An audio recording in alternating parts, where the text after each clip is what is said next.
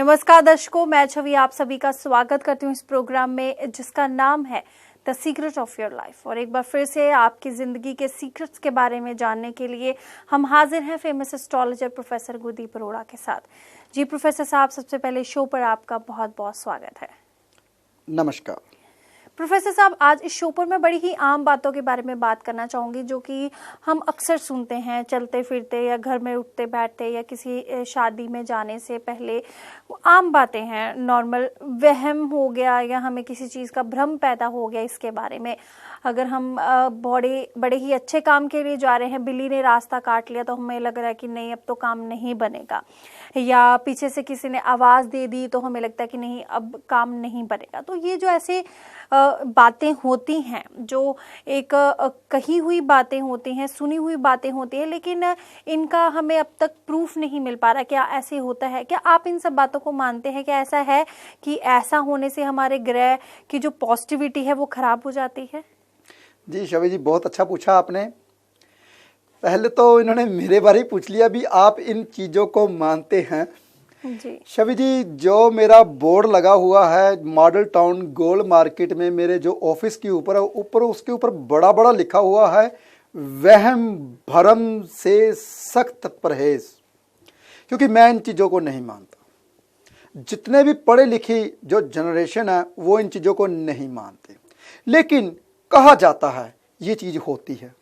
आज मैं आप सबको इसके बारे में बहुत बारीकी में समझाऊंगा, क्योंकि मैं हर चीज़ अगर बारीकी में ना समझाऊं तो आपको समझ नहीं लगती। क्योंकि हमारे जो पुरखों ने क्या, बिल्ली रास्ता काट गई जी, बुरा होगा गाड़ी रोक दो 2 मिनट के लिए, अच्छा होता है।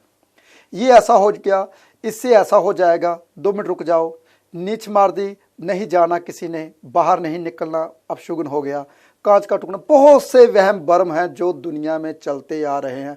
आजकल तो शवि जी ये हो गया कि आजकल तो मैगजीन निकल रही है, अगर आपके साथ ऐसा हो जाए तो ऐसा होता है, अगर ऐसा हो जाए तो ऐसा होता है। मैं इन चीज़ों के ऊपर बैन लगाना चाहता हूँ कि ये चीज़ें नहीं होनी चाहिए, क्योंकि इंसान को हर चीज़ का इलाज हो सकता है। इंसान की जो मशीनरी है, जो भीतर चलती है, जो दिन रात चलती रहती है, उसका हल हो सकता है। इंसान की जो सोच है उसका हल कभी नहीं हो सकता। जो उसके भीतर, सोच के भीतर जब वहम आ जाता है हमारे साथ ये घटित होगा, तो उसका इलाज पूरी दुनिया में नहीं है। कभी भी जिंदगी में वहम नहीं करना चाहिए, क्योंकि वहम से क्या है, मैं आपको एक छोटी सी गाथा सुनाता हूं।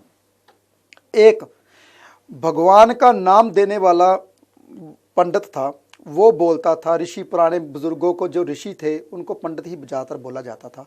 आज भी कई लोगों को पंडित ही बोला जाता है, जो एस्ट्रोलॉजर उसको भी पंडित बोल देते हैं, उसको पंडित बोला जाता था। वो पढ़ा रहा था ऋषि, कहता था पूरी दुनिया में कण कण में हर जगह पर भगवान विराजमान है। वो ये समझाता था और दिन रात भगवान के बारे में बताता था, और साथ पढ़ाई के साथ साथ। एक दफ़ा एक बड़ा ऋषि उस शहर में से गुजरा, और बड़े ऋषि ने जाना कि ये जो ऋषि है बहुत अच्छा पढ़ाता है, चलो मैं आज जाके पूछता हूँ इनके बच्चों से कि ये क्या सिखाता है। वो ऋषि ने उन जो बच्चों को पढ़ाता था उनसे पूछा, मुझे बताइए कि भगवान किस चीज़ में नहीं है। और ऋषि हैरान हो गया, कहता मैंने तो ये बात बताई ही नहीं, मैं तो यही बताया कि कण कण में भगवान है। एक लड़का बोला मुझे पता है। वो बोलता बैठ जा बेटा, तेरे को नहीं पता। कहता नहीं सर, मेरे को पता है गुरुजी। कहता है इसको बोलने दीजिए, बच्चा बोल रहा है तो बोलने दीजिए। कहता है बताओ बेटा, भगवान कहाँ नहीं है? वैसे तो कण कण में भगवान है, सभी ग्रंथों में बताया गया है। कहता है अगर हमारी सोच में भगवान है तो है, अगर हमारी सोच में भगवान नहीं है तो नहीं है। यही है आपका वहम। अगर आपने वहम कर लिया, दिमाग में रख लिया ये है तो है, अगर सोच लिया नहीं है तो नहीं है। पहली बात तो वहम की यहीं पर ही खत्म हो जाती है। अब आई बात, कहते हैं हमारे घर में मांस का टुकड़ा गिर गया, हमारे घर में खून के छींटे आ गए। बहुत से ऐसे वहम हैं जो मैं वर्णन करता रहूंगा। पहले मैं आपको एक छोटे से वहम के बारे में बताता हूँ। शवि जी, वहम इंसान छोटी सी बात से लेकर बड़ी बड़ी बातों का बतंगड़ बना लेते हैं, जी। फिर बात आकर खत्म होती है कि हमारे ऊपर किया कराया है। बिल्कुल। और फिर आखिर में यही बात होती है कि हम किसी अच्छे तांत्रिक के पास जाएं, अच्छे झाड़ू जो करते हैं, झाड़ फूक करते हैं, उसके पास जाएं। हमारे ऊपर भूत चुड़ैल चमड़ा है, हमारे ऊपर उसकी आत्मा आ जाती है। मेरे पास ऐसे बहुत से किस्से आते हैं। एक लड़की मेरे पास आई, मेरे पास बैठते ही मुंह के ऊपर चांटे मारने शुरू कर दिए अपने आप ही, और आंखें चमकानी बंद कर दी, और एकदम से आंखें बड़ी बड़ी बाहर निकाल ली। मैंने कहा इसको कुछ नहीं होता। इस लड़की को सबसे ज़्यादा गर्मी है जिगर में, जो निकल नहीं रही। उसकी मदर को बताया, मैंने कहा कुछ नहीं हुआ, इसको बैठाइए, कोई बात डरने की नहीं, छोड़ दीजिए, मारने दीजिए, मेरी तरफ देखने दीजिए। जब 2 मिनट देखने के बाद नॉर्मल हुई, मैंने कहा बेटा सच बताऊं तो इसमें तेरे में कोई भूत नहीं है, कोई प्रेत नहीं है, सिर्फ दिमाग में एक छोटी सी गर्मी है जो जिगर में रहती है, इसको निकालने की जरूरत है। उसको मैंने बताया कि ये इसका संबंध इसके जो घर वाला है उसके साथ अच्छा नहीं है। कहती बिल्कुल सही। जब वो नॉर्मल हुई, मैंने कहा सच बताओ बेटा कि तेरा घर वाला तेरे साथ कितना, कैसे रहते हो आप? कहती 6-6 महीने हो जाते हैं, हम पास ही नहीं बैठते। यही एक बड़ा कारण होता है जब कहते हैं लड़की में भूत आ गया। जब कहते हैं हमारे खून के छींटे कैसे गिरते हैं, ये भी बताता हूं आपको। जब कभी पंछी ऊपर से चोट लगती है किसी को, तो वो पंछी ऊपर से गिरता है, फर मारकर चलता है तो खून के छींटे हो जाते हैं, तो कहते हैं हमारे घर में खून के छींटे आ गए। जब कोई चील मांस का टुकड़ा लेकर चल रही होती है तो उसके पीछे दूसरी चील लगती है, तो उसका मांस का टुकड़ा नीचे गिर जाता है तो घर के आगे गिरता है, तो हम कहते हैं हमारे घर के ऊपर किसी ने कुछ कर दिया। हम कभी बारीकी में नहीं जाते कि हमारे ऊपर ऐसा क्यों हुआ। हाँ, ये बात जरूर है, मांस का टुकड़ा आपके घर के आगे इसलिए गिरा, कहीं ना कहीं केतु के ऊपर से चंद्रदेव गुजर रहे थे, कहीं ना कहीं राहु जो है मंगल के ऊपर से और चंद्र के ऊपर से गुजर रहा था। मंगल चंद्र का और राहु का जब योग होता है, खून के छींटे आते हैं, वहम होता है। बहुत से ऐसे योग होते हैं कुंडली में, लेकिन हम सबसे बड़ा कारण वहम, हमारे दिमाग में वहम आ गया, हम पैसा पानी की तरह बहाना शुरू कर दिया और दिमाग यहां पे चलना शुरू हो जाता है, हमारा काम तभी से ही बंद हो गया। ये सब वहम और भ्रम है। ज्यादातर, आज मैं बात करूंगा लेकिन मैं इन बातों के ऊपर वहम नहीं करता, ज्यादातर मुझे ईस्ट के लोग, दिल्ली के लोग ज्यादा बोलते हैं काला जादू कर दिया, ये जादू कर दिया। मैंने कहा भाई कुछ नहीं होता, ये सब चीजें सबको समझाता हूं, लेकिन आजकल पैसे कमाने का तो यही एक चक्कर है ना। लेकिन प्रोफेसर साहब, काले जादू की बात करें या ऐसी तांत्रिक विद्याओं की बात करें, ये तो कहीं ना कहीं होती है ना। शबी जी, ये जब होती थी आज से 2000 साल पहले होती थी जी। आजकल तो किसी को कहते हैं इस विद्या का एक अक्षर तक नहीं पता, इस विद्या का एक अक्षर तक नहीं आज तक किसी को पता। ये हजारों साल की पुरानी विद्या अभी सामने जब लाएंगे तभी तो लोग डरेंगे, तभी तो लोग पैसा देंगे। ऐसी जो बातें बोलता है उससे कोसों दूर रहना चाहिए, उसके नजदीक भी नहीं बैठना चाहिए, क्योंकि वो आपके दिमाग में वहम डालेगा और आपसे पैसे लूटेगा। ये बहुत आसान होता है, जिसके ऊपर कहते हैं काला जादू मेरे ऊपर हो गया, अरे भाई उसके ऊपर ही जो वो यकीन करता है जिसका चंद्र पीड़ित होता है, वही यकीन करता है जिसको चंद्र को राहु देख रहा होता है, वही यकीन करता है जिसको चंद्र को केतु और शनि बैठा हो देख रहा हो। ऐसे ऐसे योग होते हैं कुंडली में जब कभी ऐसा घटित होता है, लेकिन हम कहते हैं हमारे ऊपर कर दिया। ये सब वहम भ्रम होते हैं, 2000 साल पहले की बातें, अब कहाँ। अरे भाई पहले क्या करते थे, पहली विद्या क्या होती थी, पहले क्या जाते थे, कहाँ जाते थे, पैदल पैदल चलते थे, घोड़सवार हुआ करते थे, क्या हुआ करता था, वो सारी बातें अब खत्म हो चुकी हैं। इसलिए अब हम वही बातें इस लेके आएंगे तो हम कहते हैं हमारे साथ तो ऐसा हो गया जी। तो प्रोफेसर साहब, जैसे कि हमारे ग्रहों की वजह से भी क्या हमारी मानसिक स्थिति ऐसी बन जाती है, क्या हमारे ग्रह ऐसे हमें इन्फ्लुएंस करते हैं मानसिक स्थिति में होने के लिए? शबी जी, ग्रह ही होते हैं। जब इंसान का उसके ऊपर विश्वास आ जाता है कि मेरे ऊपर किसी ने कुछ कर दिया, मेरे ऊपर ये हो गया, पहले जो हमारे गुरुजन हुआ करते थे, उनका सिखाने का तरीका ही अलग होता था। मैं आपको एक छोटी सी कहानी और सुनाता हूँ। एक तलवारबाज था, उसने तलवार की हर तरह की विद्या सीख ली, लेकिन फिर भी वो हार जाता था जब वो कहीं जाता था। तो उनको बताया गया कि हांगकांग में एक ऐसा तलवारबाज है जिसको भी वो सिखाता है, पहली बात तो वो किसी को सिखाता नहीं है, जिसको भी वो सिखाता है वो पूरी दुनिया में तलवारबाज में अव्वल आता है। उसका कोई भी आज तक उसको दुनिया में कोई नहीं हरा सका। वो सीखने चला गया उसके पास। वो बोलता है तेरे को खाना बनाना आता है? कहता है जी नहीं। कहता है पहले मेरा खाना बना के दिखा। फिर कहता है तेरे को दूध इकट्ठा करना आता है? गऊ के नीचे बैठिए और दूध चोइए और उसको निकाल के दीजिए। फिर बोलता है ये आपको झाड़ू पोछा लगाना आता है? पहले कीजिए। वो जब झाड़ू पोछा लगाता तो पीछे आके एक लाठी मार देता था, कहते हैं निक्की सी छोटी सी लाठी उसके पीछे लगा देता था। वो बोलते क्यों मार रहे हैं? कहते तू ध्यान कर, मैं कभी भी तेरे को मार सकता हूँ। वो जब सोने लगता था, आंख लगती ही थी, तब वो मार देता था। वो बोलता था क्यों अब गुरुजी क्यों मारा? कहते ध्यान तुमने करना है, मैंने तो। कहते गुरुजी कब तलवार चलानी सिखाओगे? पहले कहता है पहले तू ध्यान कर, मैं कब तेरे को मारता हूँ। जब वो खाना पकाने लगता था उसको एक लाठी और मार देता था। वो कहता अभी मैं क्या किया? कहता तू ध्यान कर, मैं तेरे को मारूंगा, कभी भी मार सकता हूँ। वो फिर धीरे धीरे इतना ध्यान में हो गया मगन कि जब वो उसका गुरु मारने के लिए उठता था तब भी वो बोलता गुरुजी बैठे रहिए, मैं जागता हूँ, मेरा ध्यान है आपकी तरफ। जब वो गुरु उसका 4 बजे उठता था, मारने की कोशिश करता ही था, तब वो बोलता गुरुजी मैं जाग रहा हूँ, मेरा ध्यान है, आप मेरी तरफ आ रहे हैं। फिर आगे उसका ध्यान कैसे बढ़ा? जब उसका गुरु सोचता था मन में कि वो मैं इसको अब मारता हूं, तो वो उसको पहले से बोलता था गुरुजी सोचिए मत, मुझे पता है आप मेरे बारे में सोच रहे हो। गुरु उसका बोलता है अब तेरे को तलवार चलाने सिखाने की जरूरत नहीं, अब तेरे को तलवार चलानी आ गई, क्योंकि अब दूसरे का मन पड़ना आ गया। कैसे भी वो किधर मारेगा आपको, अब तेरे को दुनिया का कोई इंसान हरा नहीं सकेगा।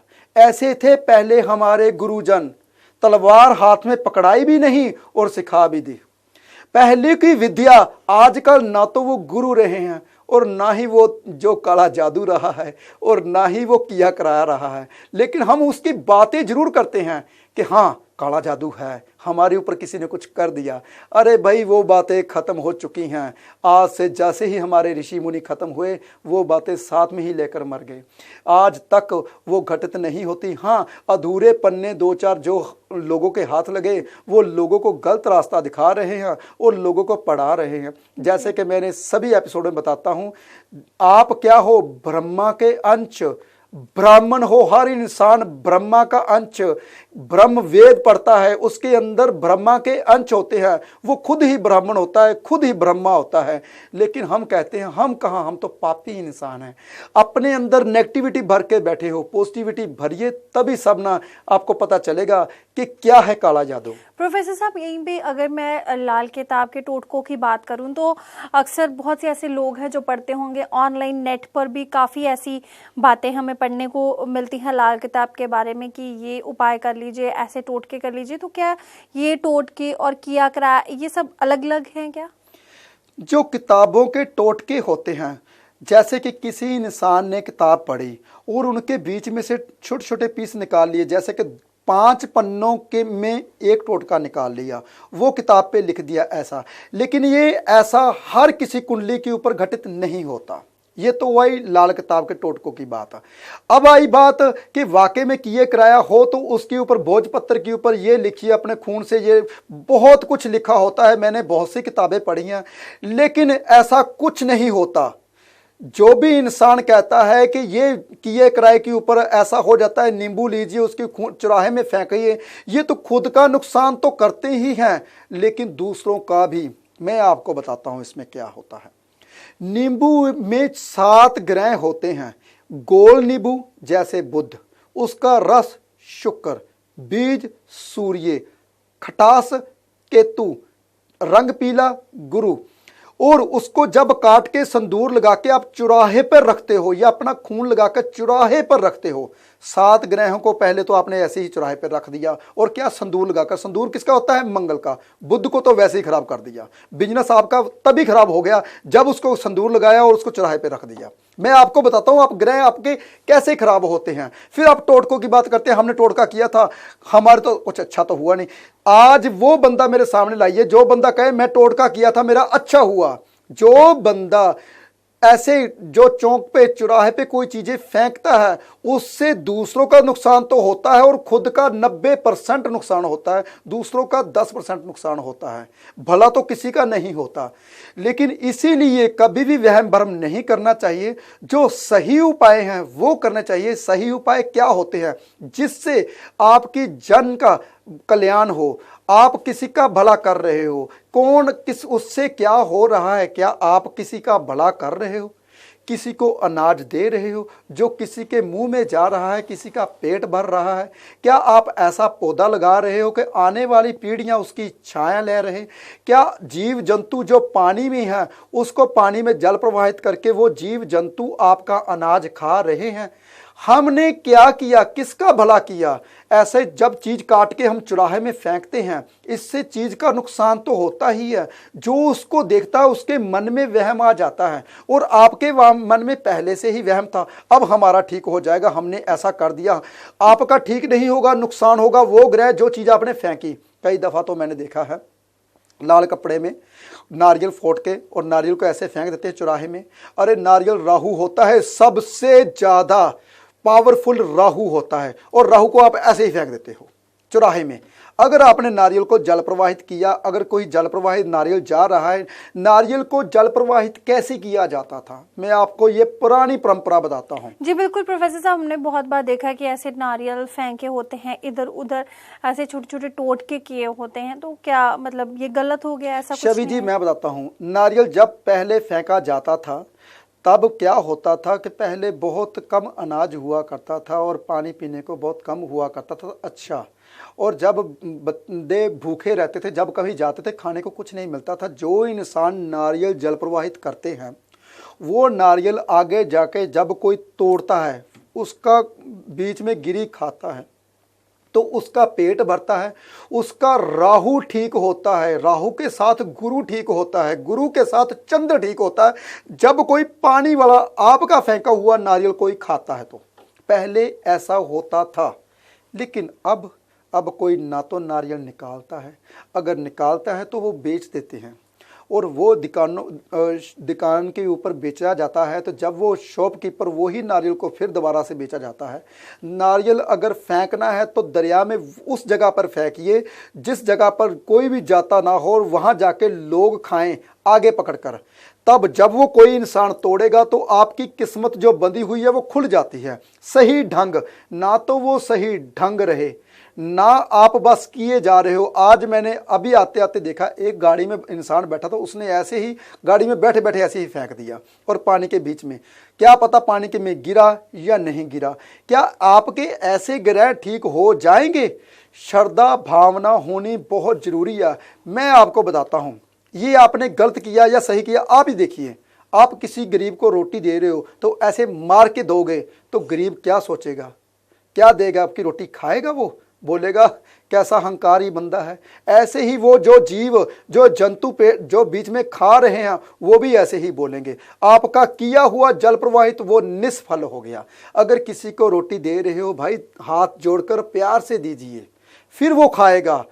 अगर आप जल प्रवाहित करते हो तो प्यार से कीजिए, जो बीच में जीव जंतु हैं फिर वो चीज खाते हैं।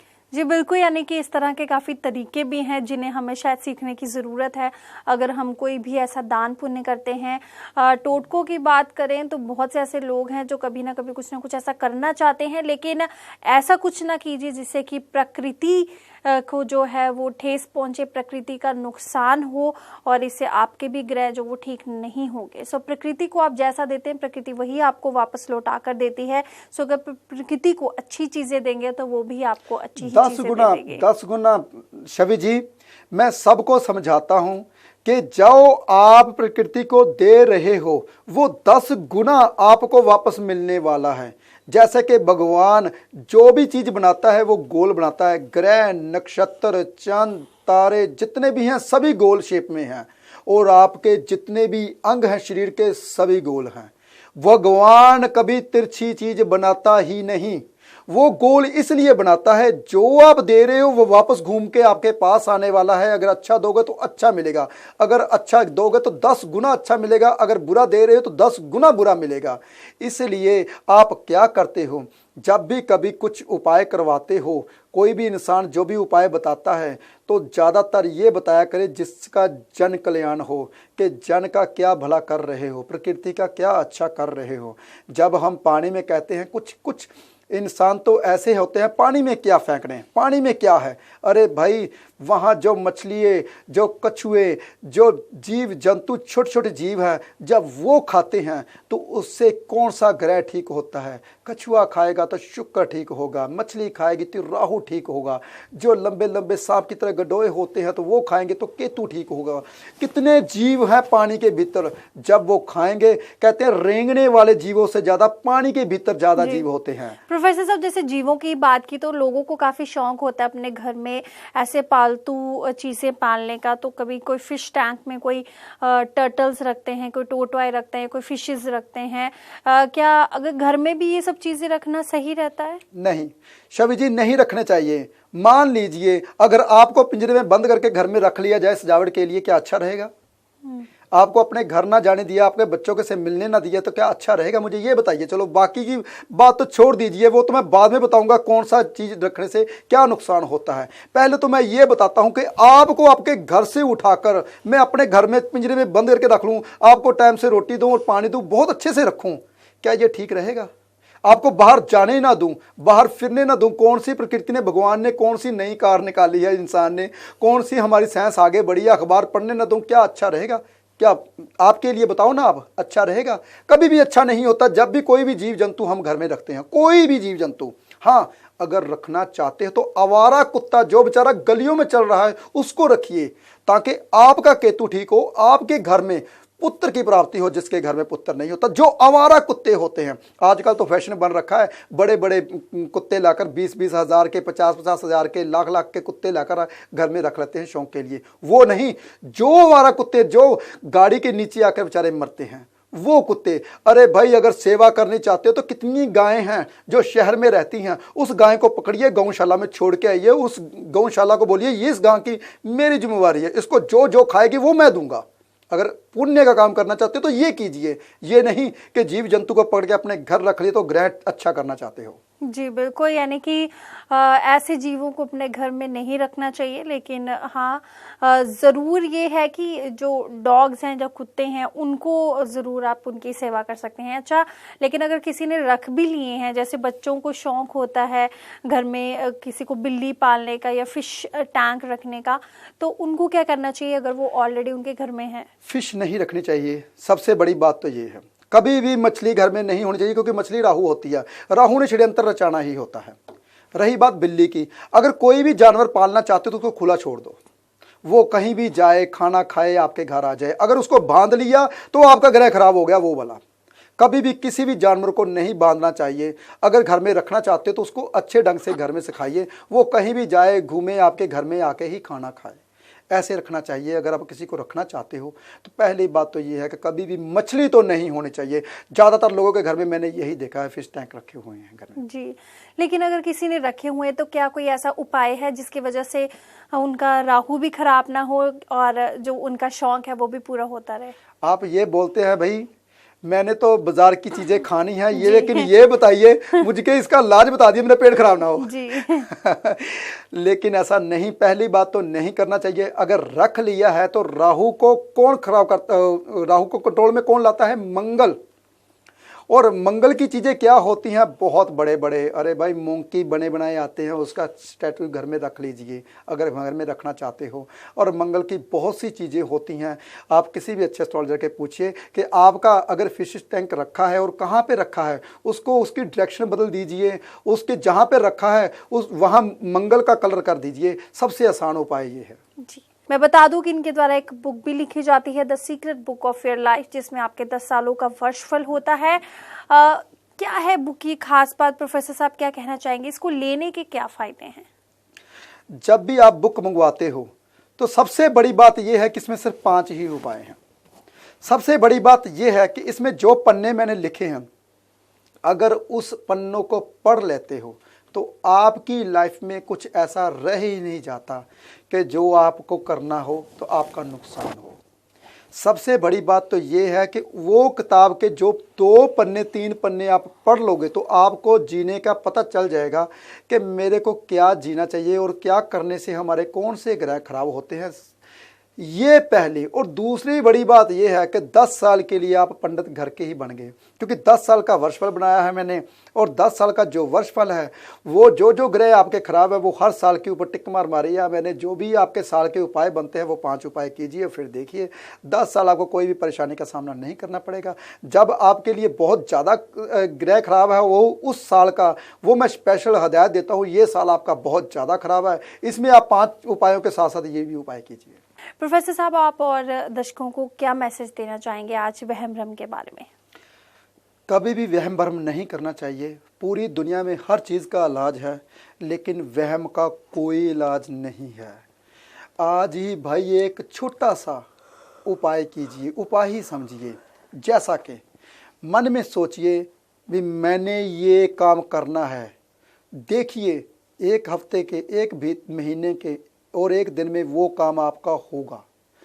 आप अभी से सोचिए, अरे भाई वो उपाय वो काम तो मेरा कभी नहीं होगा, क्योंकि मेरे मन में ये चीज़ मेरे से हो गई थी, तो वो काम कभी नहीं होगा। मन में वहम, और मन में वहम तभी आता है जब आपका चंद्र कमज़ोर है। चंद्र है माँ के पाँव को हाथ लगाइए और आशीर्वाद रोज लीजिए और चंद्र स्ट्रॉन्ग हो जाएगा। और दूसरा चंद्र है हमारा भोले शंकर जी। भोले शंकर जी की आराधना जरूर कीजिए, ताकि आपके जो मन के वहम हैं वो दूर हो जाए, जो आपकी मन की शंका है वो दूर हो जाए। लेकिन जो इंसान हमारे कई धर्मों को मानते हैं, जो मंदिर नहीं जा सकते, उसके लिए एक छोटा सा उपाय, सोमवार के दिन कच्ची दूध लेकर मालिश कीजिए, फिर नहाइए। देखिए आपके जितने भी मन के वहम हैं वो दूर हो जाएंगे। जी बिल्कुल दर्शकों, इसी के साथ वक्त हो चले इजाज़त लेने का। प्रोफेसर साहब इस शो पर आने के लिए और हमें इतना सारा ज्ञान देने के लिए और हमें वहम भ्रमों से दूर रहने के लिए आपका बहुत बहुत धन्यवाद। नमस्कार दर्शकों, इसी के साथ मुझे यानी कि छवि को दीजिए इजाज़त। नमस्कार।